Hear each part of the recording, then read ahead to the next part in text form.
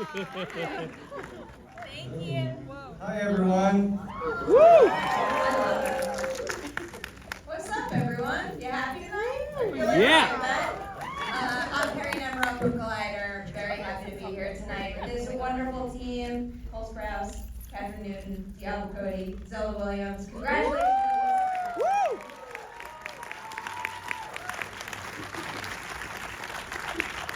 Many questions. Diablo, coming your way first. About the writing of this screenplay, can you tell me the core idea that started it all? But then I also want to know if you had a break story moment, something you came up with along the way that signaled to you, I now have a full idea to pursue. I love that you asked that, and I will get to that. But initially, You died. oh, I died? Sorry. Hello? Can you hear me? Okay. Woo! We can hear you. Initially, Well, sorry. I mean, I think you can hear me no matter what. I don't need a mic. Okay. Basically, I had always just kind of toyed with the idea of writing a love story between a living girl and a dead guy. Why that idea was continued to haunt me, I don't know. But I was glad to finally have the opportunity to do it. When the pandemic hit, obviously, it was a very surreal and depressing time where death was weighing heavily on many of our minds, and I just realized that that was the time, and I kind of used my nights to escape into this script. And to answer your question about was there a moment where I knew what I was doing, I mean, I don't think I'll ever truly figure that out, but for this movie, it was the tanning bed. It was realizing that I was gonna use a tanning bed to reanimate this guy piece by piece. And I'm an 80s baby, and that visual, I think, was kind of the jumping off point for all of it, so. I feel like it makes all the sense in the world. It's like the idea is fully baked and ready to go. Yeah, I was ready. All right, I always love talking about when creators find each other, and Cole and Zelda, I was reading somewhere that the two of you were friends before you worked on this, so it was making me wonder, when did you meet, and what was the first thing you saw in the other that made you think, like, this isn't just a good friend for me, but also a good creative partner too? Do you want me to tell it? Yeah. Can I tell it? Okay. I get a good laugh out of this one, and sometimes we don't tell it, sometimes we do. Before we became actual friends, I was 18. I worked at a bar in Hollywood. It was also a restaurant. That's why I could be 18. And I was smoking a cigarette outside, and him and his twin are about 3 years younger than me. Must have been. With like little cute little blonde bowl cuts, and they looked even younger than they were at the time. And he came up to me and asked me for a cigarette. And I very firmly said, "Where are your parents?" And it wasn't until years later we became actual friends, because that's not how you become friends with a 15-year-old ostensibly. But there you have it. I also didn't know who they were because I didn't watch Disney Channel as an 18-year-old who works at a bar. So it took one of the bouncers being like, "Do you know who those kids are?" And I was like, no. But yeah, now we're friends. Yeah. I guess the second half of my question doesn't really apply to that story. I'll take it. Wait, Zelda, I have one more question for you about meeting someone. How well do you remember meeting Diablo when you auditioned for Juno? Because I can't believe I missed that little bit. I didn't meet her. To be fair, I never made it that far. It was just one of the early auditions I did when I was like 17 years old. And then I completely forgot, and then didn't mention it to her until we were on the press tour, and felt like a complete idiot. No. To be fair, I wasn't meeting, like at that stage of my career, I wasn't getting to meet any actors either. I was just sitting in Minnesota wondering if I would ever have a job. So. And here we are. All right, this is the make Zelda blush portion of the conversation. Kathryn, I'll have you answer this first. Diablo, Cole, do jump in. It's not hard, no, we can make Zelda blush. We can just talk about her right now. Please, that's what I'm gonna ask you to do, because this is her first feature, and that is... Woo! Yeah! We did it, guys! That's a huge accomplishment that should very much be applauded. I have a feeling there's gonna be many more in your future. We're trying to get in the next one. Cole and I, we're getting really kind of competitive about it. Yeah. I'm trying to convince her to let me speak for the next one. Never gonna happen.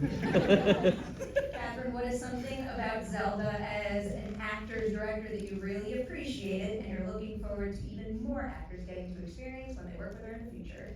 That's a really great question. And on the way over here today, we were with Cole and I was thinking about it. How beautiful, it's so silly, it sounds so like corny, but I really feel like we're friends and we are friends. But that is really special and it doesn't happen a lot. And from the very get-go, she was just available. And she created a space for me to talk to her. I don't know if it's that she's young, you know what I mean? But really, like, why is it that I felt like, hey, can I ask you this? And I don't know, maybe it was the role, it just required me to actually start asking questions. Maybe I haven't had a role that required that kind of communication with my director. But, you know, she was just always down to help me every step of the way. She was there every fitting. She fought for me to get a wig, which I really wanted. She always just said yes. She always knew what she wanted. I never knew exactly what it was, but she let me experiment, and together I feel like it was a really great team. And then along with this guy over here, you know, he was always down. Anything I wanted to do, he was like, yeah, okay, sure, Kathryn, whatever. I'll hype Zelda up for a second. I knew I was in really good hands. Yeah, that's how you grew up. As two professionals. You were professionals. We're so professional. I was really concerned at first how the physicality of the character was going to come off on screen, and if I was going to feel defended enough, having these sort of broader theatrical movements. And you had looked at me and you had said, don't worry, we're going to cover most of your shots as wide shots, which will allow you to play and will allow you to move and actually take in some of that movement training that you've been doing. And I said, all right, I'm covered. I'm like, I'm good. That is a very considerate thing to have a director tell you when you don't have any lines and you are having to show all emotion physically. And I knew from that moment, I was like, all right, we're so on, dude. I feel like that just it shows that she just really respected her actors, every single one. I think every single one in the movie. I think that's why our supporting cast is so amazing in this film. We were all treated that way of, you got something to bring here, you gotta trust it, you're here for a reason, and that doesn't happen a lot. Especially to be young. I'm still young. It was my birthday yesterday. But there's not a lot of roles that allow you or ask you to do something like this. So she had no choice but to be like, yes, and I'm gonna help you get there. Trickle down effect is real. Diablo, what about for you? Something about working with Zelda as a collaborator that you're excited for more filmmakers to experience down the line? I mean, I don't want anyone else to work with her. I want to have her myself. Me too! I don't like that line of questioning, makes me feel very jealous. She, just from our very first meeting, first of all, I was so impressed by how, like, she was already talking to me about, like, specific ideas she had for, like, prosthetics and, like, blocking scenes, like, just the kind of stuff that you usually talked about in pre-production. She was talking to me in, like, our first meeting when we had no idea when we'd even get an opportunity to put this movie together. I joyfully talked to you about the dick scene very quickly. Oh my god, she was describing, like, the trajectory of the flying dick to me, like, at breakfast. And I wanted it to the 2001 A Space Odyssey theme, but that turned out to be too expensive. And also, like, as a writer, I'm guilty of putting a lot of stuff on the page, like this song, you know, they're looking at each other like this, it's like a bit much, to be perfectly honest, like, and I understand when a director says, like, okay, well, I'm directing this movie, so let's not do that. And with Zelda, there were so many little things that I had put in there that she was like, oh no, I love your instinct here, like, let's use that song, let's do that. And I was like, oh my god, that's nice. But you were very Appreciated it a lot. hands off too.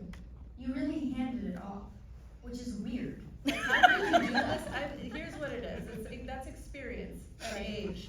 Like, I've become very zen about things, and I understand that in this business, very frequently as a writer, you are handing over the baby. So. Right. But that's what's so weird is Zelda, it felt like she already knew that. It's like the only movie I've done where she invited, didn't need to, but I did get to watch sometimes the takes, or, you know, you watch playback, and that's strange. It's not like a thing people like actors to do, but it just always felt like we were all hanging out. And now you're all in our living room. It's so weird. I love those vibes. Very important, very well worth celebrating. All right, now it's make Kathryn blush time. Cole, I'm throwing this question to you right now because I'm pulling from something you told me, Kathryn, during one of our recent conversations. What did I say? Oh no. That something Cole said gave you the confidence that you could tackle this role. I wrote it down. Yeah. You were at a party and you told her, I know you can do it, you have to do this, no one else can. What was it about Kathryn that made you certain that she had to do this role? What was it, Cole? She paid me. No, it's your comedic timing. You're real fat with a baby face. I think comedy's really, really hard, and you carry this whole movie. And I had signed on a bit earlier than Kathryn, and I remember thinking, whoa, we really, really need someone who can carry this whole thing. And she's got to be funny, and she's got to have natural timing, but she's also got to be a real powerhouse. And I'd known Kathryn for a while. She's been acting forever. Yeah. And there is a kind of professionalism that comes along with that, for just years and years and years of work in the industry, that allows you to lead a project with this many cooks in the kitchen. And I'm pretty sure I begged you. I begged you. I just like to be validated, you know? Every time I saw him, I was like trying to get him to say like, no, you got me. Because it was daunting though, to work with someone who's not gonna talk. You were like, how's this gonna work? It's not about him, it was more, do I have what it takes to bring something to the character? I was never worried about Cole, it was me. I was worried about Cole. All right, speaking of that, Kathryn, one thing that I've read that you said is that at the start, you had no idea how to approach this character. Yeah. Where did you find that starting point, and what did it wind up being? That's a good one. Yeah, I don't know if I figured it out watching the movie, like, really? That was what you decided? But, yeah, 100%. But I feel like you never really know until you get on set. And the first day on set, it was a scene, I believe, with like Henry and Liza. It was like my first scene with Liza Walker. You saw how weird I was, right? I was just inspired, and I think I wanted to give everyone around me something to make fun of or to react to. That's really where it came from. When I'm next to Cole, I'm like, I want to do something for him. So it just comes together on the day. You watch movies, you prep, you read the script. I make playlists. I'd love to say that I journaled as my character, but really I just watch my dogs. You know, 80% of communication is nonverbal, and they talk a lot. I will say, to continue the hype train, even though we've moved past that question for you, I think one of the most admirable parts that you bring to a set is and one of the reasons why you carry the comedic timing so well is your willingness to look unflattering or make a fool of yourself. Whoa! No, Cole?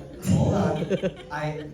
I do feel like your ability to not bring a kind of vanity into the question and concern yourself with like elegance and gracefulness is the mark of someone that can really carry comedy so beautifully. And you know, you said a couple times in these interviews, you're always like, oh, I made such weird faces and stuff like that. Yeah, you did.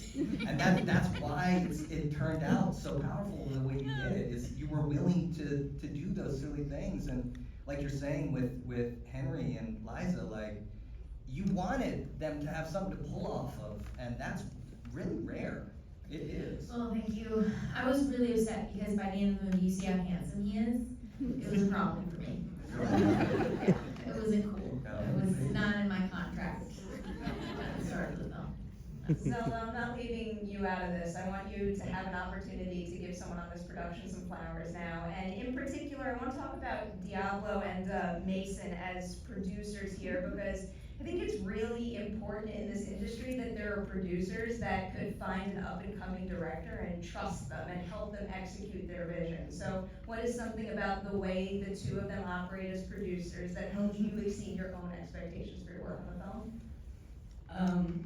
Having common ground is a really wonderful thing, whatever form of that shorthand is, for Diablo and I, it was movies and our shorthand and the things that we loved and the things that we could talk about tonally. With Mason and I, it was food. He loves food as much as I do, and we were in New Orleans, so it's an embarrassment of riches there. We would often just be like, if we have to talk about the day, whenever it's stressful, you're just like, and food. And that makes Mason things actually easy. got gout No. during the filming. What? Yes, that's the second time it's happened to him in New Orleans. He's got gout twice on He's set.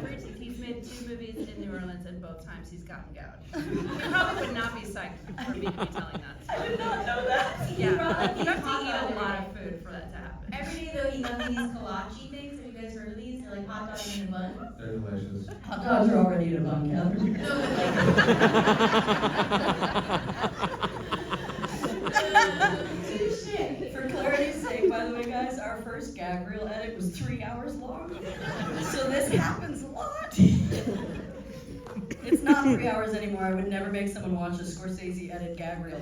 But it's now 2 minutes. However, that's how much we laughed on this movie. What single scene is featured in that gag reel the most? What was the most difficult scene to get through? Oh, I know it very well. They were sitting, it was in the bed with the vibrator.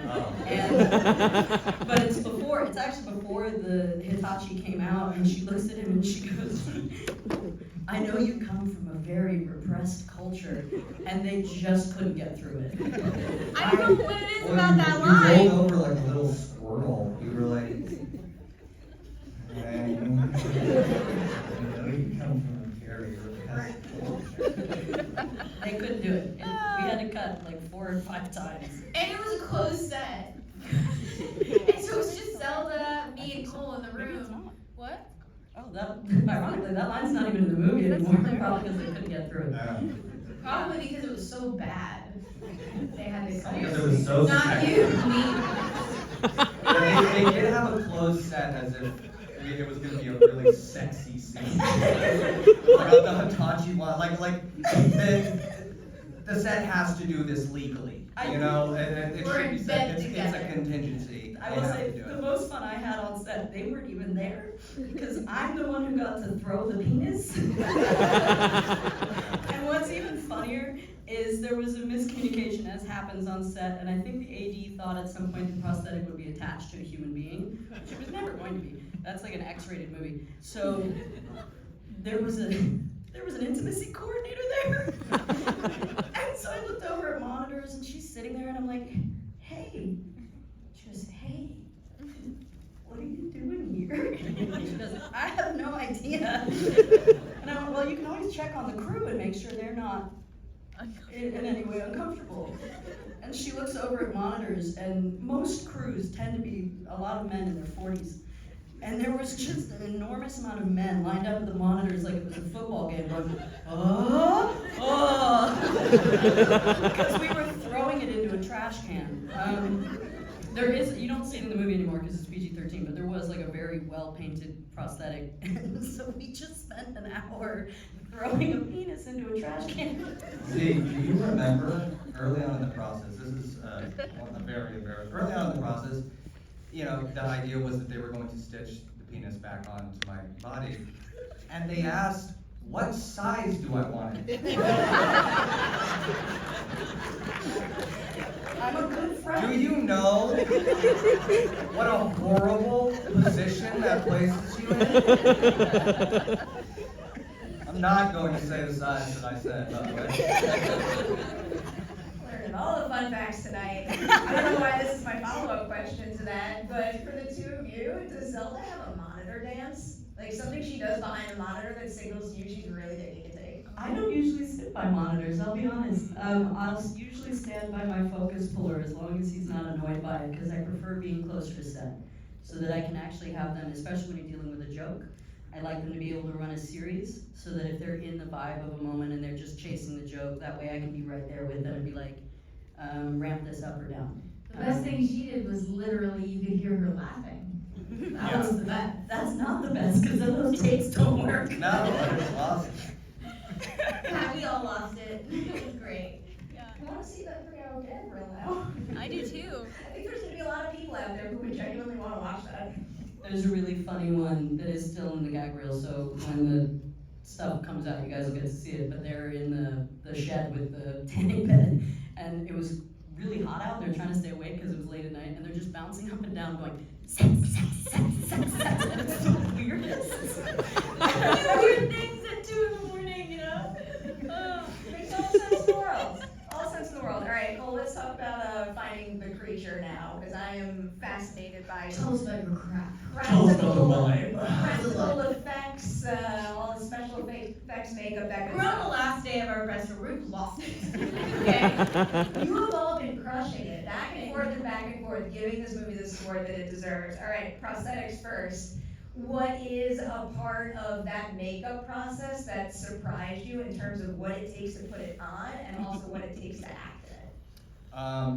It's airtight, so all the sweat just stores in like a frog-like pouch right here.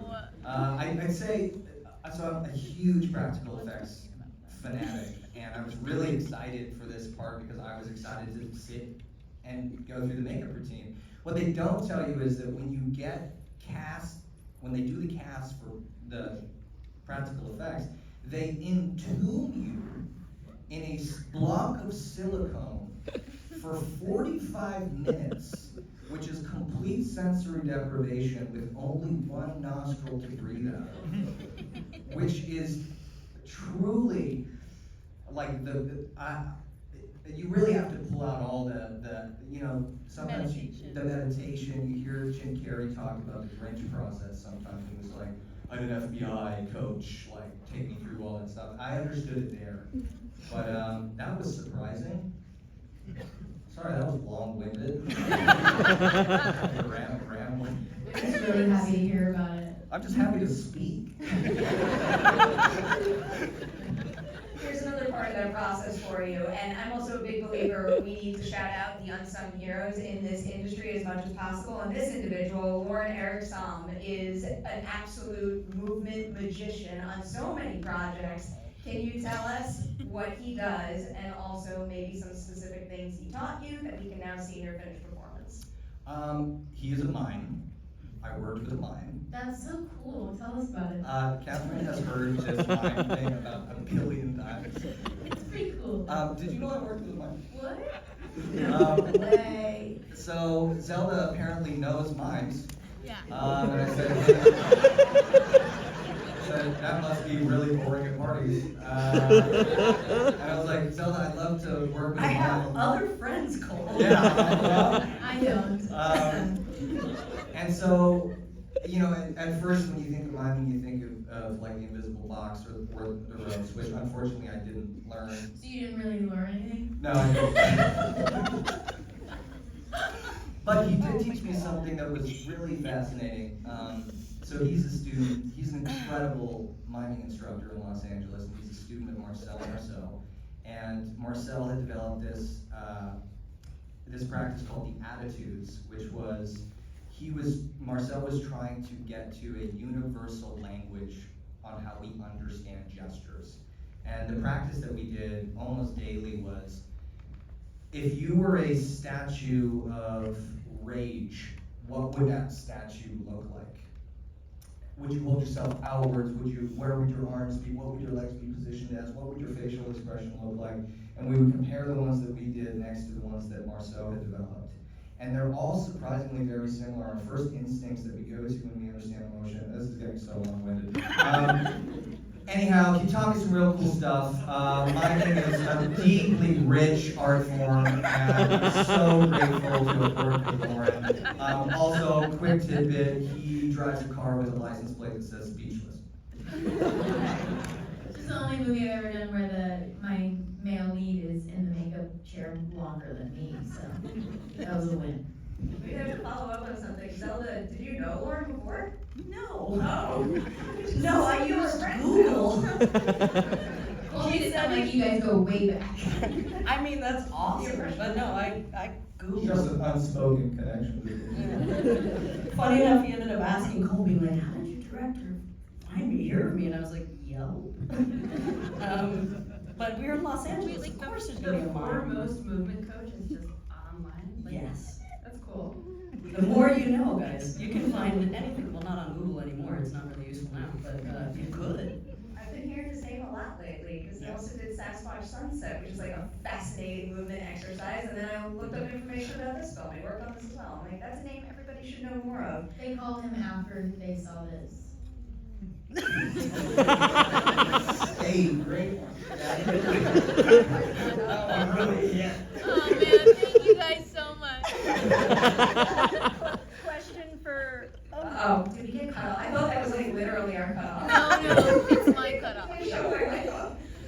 Question for all of you. I love hearing about how things can evolve on set. You can find some unexpected magic. Can you give me an example of a time on set when things maybe weren't going to plan? You had to, pivot, find a creative solution, and something in the movie wound up being better off for it. You mean every day? No, I don't know. I mean, though, actually, that kind of does describe the reality of filmmaking, right? Yeah. Like, every day you're finding things that, although they're not always better than you hoped. In this movie, I think they were. Yeah, we looked out, not really, the only thing that kind of went wrong, which you can't control, is New Orleans has lightning storms every day. Some of them, when you're seeing them in the distance, it looks like the day after tomorrow, and you're like, that's terrifying.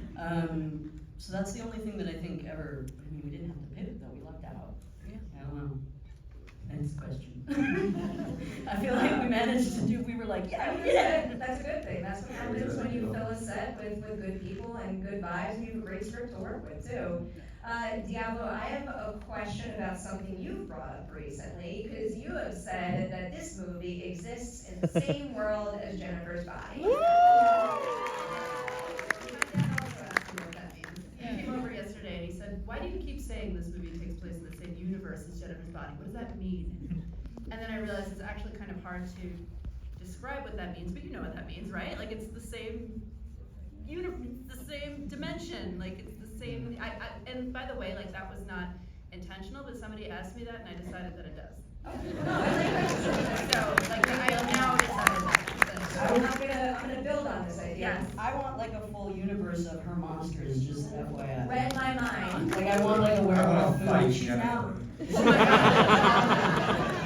Fuck yeah. she's Like done Abbott demons. Costello, like type, like fight, yes, Yeah. Jennifer.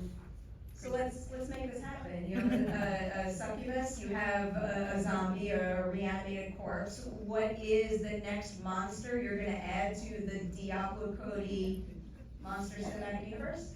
A reality show producer. What I'm actually writing a horror movie about right now. That's So, great.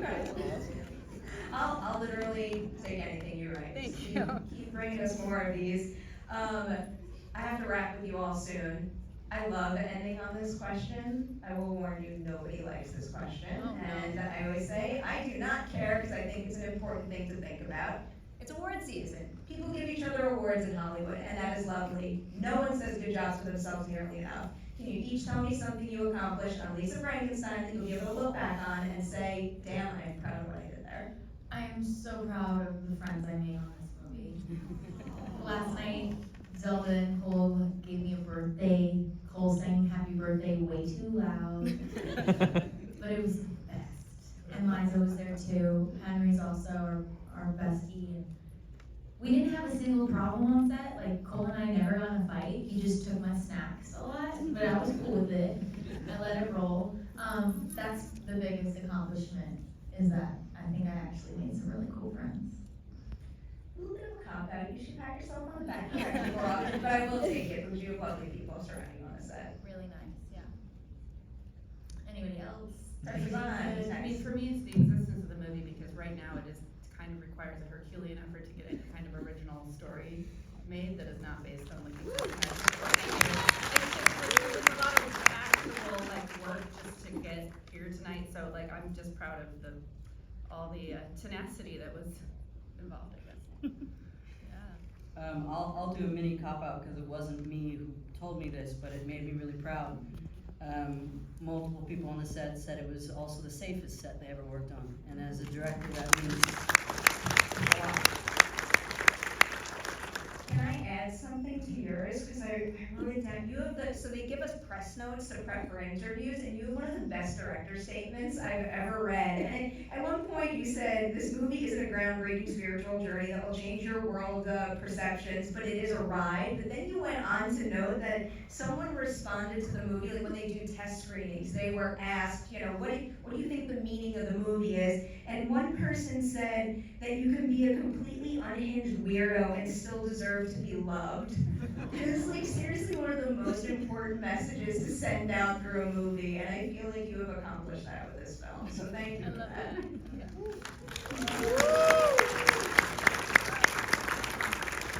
All right, Cole, pressure's on. You gonna take us home with this one? Okay, take us home.